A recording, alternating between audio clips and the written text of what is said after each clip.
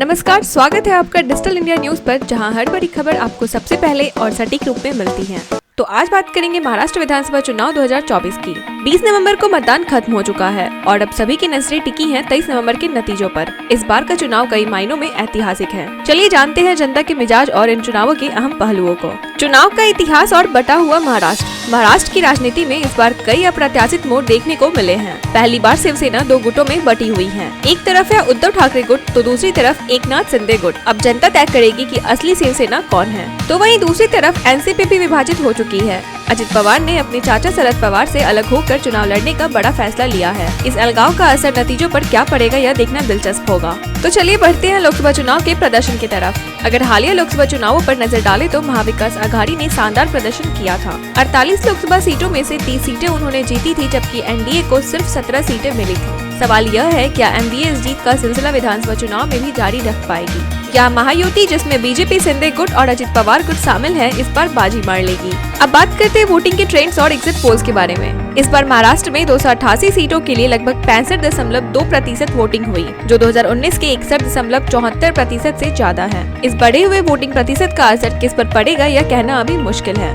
अब बात करते हैं एग्जिट पोल्स की, तो महायुति को 112 सीटें मिलने का अनुमान है। महाविकास आघाड़ी को 102 से 104 सीटें मिल सकती हैं और अन्य दलों को 9 से 12 सीटें मिलने की उम्मीद है। हालांकि एग्जिट पोल्स हमेशा सही नहीं होते। 2019 के हरियाणा विधानसभा चुनाव और हालिया लोकसभा चुनावों में हमने इसके उलट नतीजे देखे हैं। आगे बढ़ते हैं मुख्य मुद्दे और प्रचार की रणनीतियों की तरफ। तो इस चुनाव में कई मुद्दे छाए रहे, जैसे कि बीजेपी की ओर से मुख्यमंत्री योगी आदित्यनाथ का बयान बटेंगे तो कटेंगे और प्रधानमंत्री मोदी की एक है तो सेफ है अपील ने सुर्खियां बटोरी। तो वहीं विपक्ष ने बेरोजगारी, महंगाई और अडानी विवाद को लेकर सरकार को घेरा। मराठा आरक्षण, किसानों की समस्या और स्थानीय विकास जैसे मुद्दे भी जनता के बीच चर्चा का केंद्र रहे। क्या इन मुद्दों ने वोटर्स को प्रभावित किया? यह 23 नवंबर को साफ होगा।